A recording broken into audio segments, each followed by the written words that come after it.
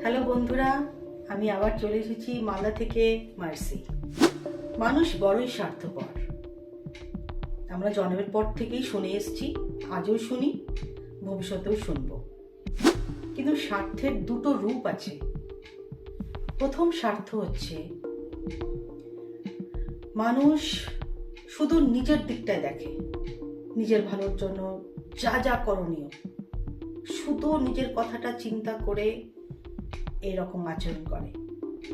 যখন তোমরা জেনে নেবে না এই মানুষটি এইরকম স্বার্থপর, তার থেকে দূরে, তার থেকে কোনো বন্ধুত্ব নেই, সম্পর্ক নেই, কোনো কথা নেই, বার্তা নেই, সাবধান থেকে। দ্বিতীয় নম্বর স্বার্থ হচ্ছে কোনো বিষয়ের ক্ষেত্রে বা কোনো কাজের ক্ষেত্রে আমারও যেমন উপকার হবে, তোমারও তেমন উপকার হবে। এই স্বার্থতে কারো কোনো ক্ষতি হয় না, বরং উভয়েরই ভালো হয়। যেমন আমি একটা উদাহরণ দিচ্ছি। একটা জায়গায় অনেকগুলো স্টাফ নেওয়া হবে। স্টাফদের স্যালারি বাড়ানো বা ভবিষ্যতে তাকে উঁচু পদ দেওয়া, তাতে কি হচ্ছে, যে মালিক সেও কাজ পাচ্ছে, আর যে স্টাফরা কাজে ঢুকছে তাদেরও সংসার চলছে। তো এখানে মালিক এবং স্টাফদের মধ্যে একটা স্বার্থ থাকে, যে স্বার্থে মালিকেরও উপকার হয়, স্টাফদেরও উপকার হয়। এই স্বার্থের কোনো ক্ষতি হয় না, বরং ভালো হয়। তো এই রকম স্বার্থ প্রত্যেকটা মানুষ নিজেদের মধ্যে এই স্বার্থ নিয়ে না চললে বাঁচা মুশকিল।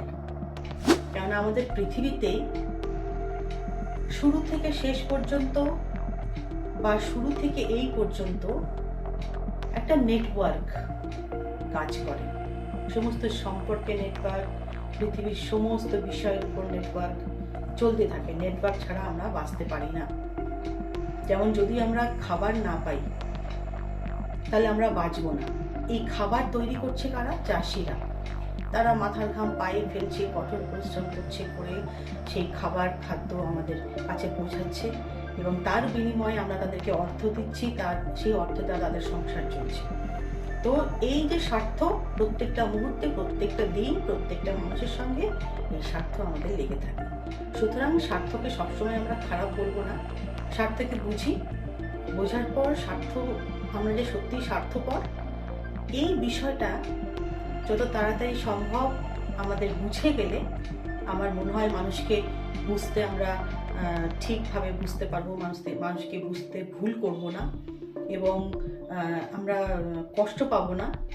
যেহেতু এটা সত্য সত্যিই কঠিন হয়, কিন্তু একটা পর্যায়ের পর যখন আপনি মানসিকভাবে, আধ্যাত্মিকভাবে উন্নতি পথে এগোতে থাকবেন, তখন দেখবেন একটা সময়ের পর আপনার স্বার্থ, আমরা যে মানুষ স্বার্থপর, সেই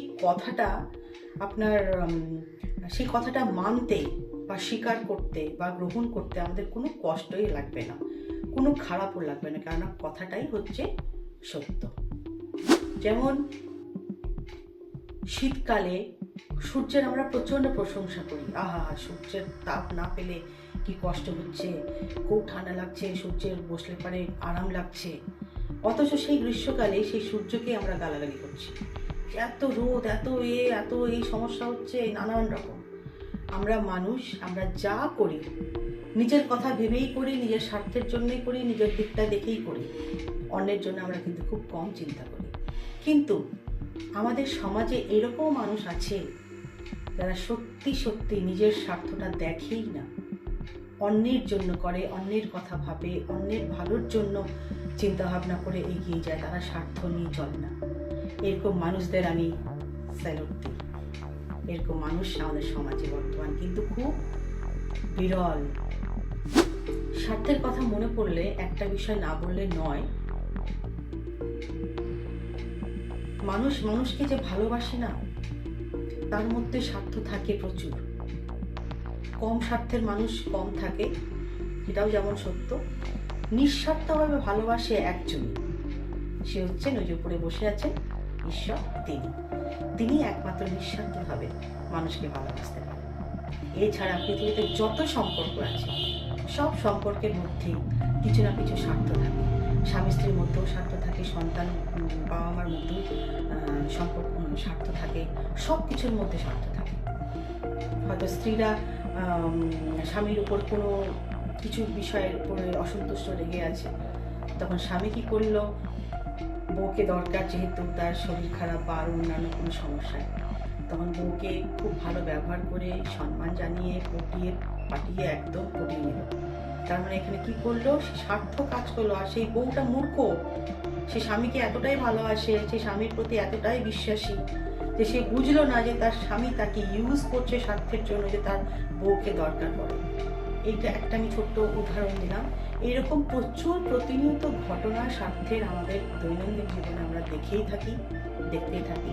সুতরাং খুব সহজে আমাদের বিশ্বাস করা বা মেনে নিতে পারলে আমাদের মনের কষ্টটা কম হবে যে মানুষ সত্যিই স্বার্থপর। কিন্তু স্বার্থের যে আরেকটি রূপ থাকে, সেই স্বার্থ সবার মেনে নেওয়া উচিত এবং সেই স্বার্থে প্রত্যেকের উপকারী হয়, কোনো ক্ষতি হয় না।